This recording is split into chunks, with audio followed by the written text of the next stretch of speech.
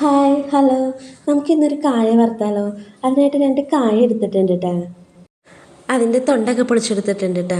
തൊണ്ട് പൊളിക്കാൻ ഇച്ചിരി പാടുണ്ട്, അത് ഫ്രിഡ്ജിലിരുന്നാനോ തോന്നുന്നു. കായയുടെ തൊണ്ടൊക്കെ കളഞ്ഞിട്ട് ഉപ്പും മഞ്ഞളുള്ള വെള്ളത്തിൽ ഇട്ട് വെച്ചിട്ടുണ്ട് കേട്ടോ.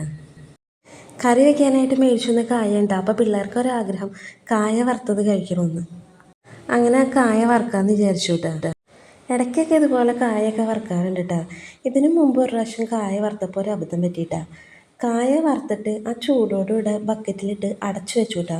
അതിൻ്റെ നീരാവി അങ്ങനെ തന്നെ ആ കായ വറുത്തതിലേക്ക് വീണിട്ട് അത് തണുത്തിട്ട് അതിൻ്റെ കറുമുറുന്നുള്ളതൊക്കെ പോയിട്ടാ. ഈ പ്രാവശ്യം അതന്നെ നീരാവിയൊക്കെ പോയി ചൂടൊക്കെ ആറിയ പിന്നെ എന്താ എടുത്ത് അടച്ചു വെച്ചത്. വെള്ളത്തിൽ നിന്ന് എടുത്തിട്ട് അത് കുരുകുരുന്ന് അങ്ങോട്ട് അരിഞ്ഞെടുത്തുട്ടാ. തീരെ കട്ടി കുറച്ചുണ്ട് അരിഞ്ഞെടുത്തത്.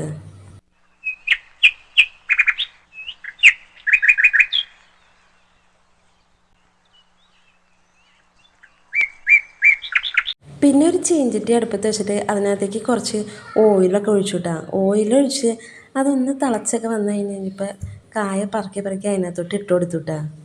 അങ്ങനെ അത് അങ്ങോട്ടും ഇങ്ങോട്ടൊക്കെ തിരിച്ചു മറിച്ചിട്ട് അത് നന്നായിട്ട് മൊരിഞ്ഞ് കിട്ടിയിട്ടാ. അങ്ങനെ അത് 1-2 പ്രാവശ്യമൊക്കെ ആയിട്ട് ഇട്ട് അത് മുഴുവൻ വറുത്തെടുത്തു.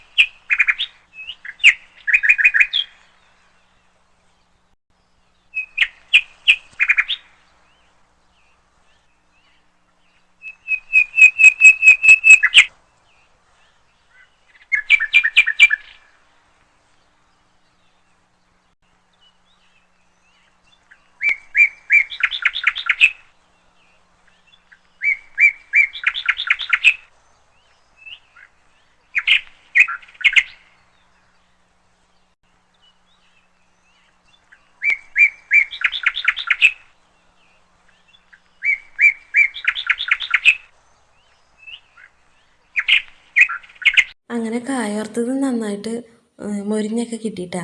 ഒടിച്ചാൽ ഒടിയണ പോലെയൊക്കെ നന്നായിട്ട് മൊരിഞ്ഞ് കിട്ടി. അങ്ങനെ ഇന്നത്തെ കായ വറുത്തത് റെഡി ആയിട്ടാ.